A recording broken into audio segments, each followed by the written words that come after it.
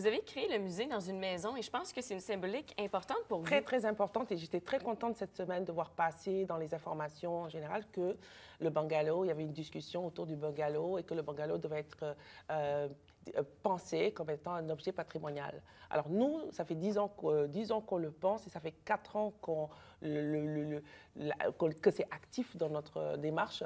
Le bungalow s'inscrit vraiment dans l'imaginaire des Québécois. Soit la grand-mère, soit les parents, soit... Alors, mais on oublie souvent que c'est une architecture d'après-guerre, donc l'âge d'or, donc dans les années 50, après la Seconde Guerre mondiale, mais qui s'inscrit aussi dans une démarche très sexiste. C'est le seul bâtiment au monde qui a été pensé pour confiner les femmes à la maison, avec des entrées sexuées, l'entrée en avant pour monsieur le curé et la grande visite, et l'entrée d'à côté, la porte d'à côté, la petite porte d'à côté pour madame, la reine du foyer, qui arrivait dans son royaume, la cuisine. Sur votre site Internet, on peut lire la phrase suivante. Bien trop de femmes dans bien trop de pays parlent la même langue, le silence. Tout à fait. Que vouliez-vous dire par rapport à ça? Alors, vous savez, juste pour donner un petit rappel, il y a quelques années, nous avons eu le MeToo. Oui. Alors, le MeToo, ce hashtag MeToo, on disait, on brise la libération de la parole. Mais ça dit beaucoup. Oui. Parce qu'en fait, à travers le monde, ce qu'on a en commun, toutes les femmes, en fait, c'est le silence. Et nous avons travaillé toute notre scénographie d'exposition avec cette phrase. Donc, ce qui fait que le musée de la femme a été fondé par une Sénégalaise d'origine, mais du coup, le musée de la femme parle à l'asiatique, parle à la sud-américaine, parle à la québécoise, parle à la française, parce que ça a été construit sur cette phrase-là. Bien trop de femmes dans bien trop de pays parlent la même langue. Et c'est une citation d'Assumpta, qui est une historienne indienne. Vous parlez du mouvement, moi aussi, et vous êtes avocate. Tout à fait. Est-ce qu'il y aurait des choses à améliorer du point de vue juridique au Québec pour les femmes? Mais tout à fait, parce qu'on parle beaucoup du MeToo, libération de la parole, sauf que il y a d'autres femmes qui ne parlent pas non plus. Qu'est-ce qu'on peut faire au niveau des organisations qui sont souvent sous-financées, on va le dire, les organismes de femmes? Qu'est-ce qu'on peut faire à ce niveau-là pour permettre cette libération de la parole? Comment on peut travailler avec d'autres organismes dans le milieu pour aider? Comment il va y avoir de l'accompagnement pour qu'il y ait des gens qui peuvent aller jusqu'au bout? Il y a des procédures, parce qu'on a vu qu'il y a, il y a d'autres femmes qui ont été en cours pour d'autres cas qu'on ne citera pas, mais qu'il n'y a pas eu de suite nécessairement. Donc, je pense qu'il y a... Les gens se questionnent aussi, c'est quoi l'exercice? Parce que dans le fond, si on fait l'exercice et qu'après, il n'y a pas un suivi, puis il n'y a pas une aide, on a un souci, en fait.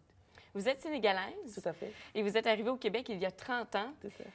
Est-ce que vous pouvez me décrire un peu la situation des femmes québécoises versus des femmes sénégalaises? Alors, les Sénégalaises, c'est des femmes très déterminées, hein, très engagées. Très vous avez l'air vraiment déterminée, engagée. Ça, je vous l'assure. Alors, enfin, je casse le préjugé que les Africaines sont calmes, douces, victimes. C'est pas ça du tout. C'est des sociétés très, très matriarcales. Il y a quand même une certaine forme, on va dire, de complémentarité. On ne dira pas d'égalité, parce que je ne pense même pas qu'elles revendiquent l'égalité. Elles revendiquent la complémentarité. Et du coup, nous avons eu des groupes de femmes très, très, très engagées qui ont participé à la Marche mondiale des femmes, qui ont été dirigées par des femmes qui étaient deuxième épouses. Donc, ça ne veut pas dire qu'elles sont victimes, mais bon. Donc, c'est très, très culturel. Mais le côté très déterminé. Ma mère disait toujours le travail premier mari.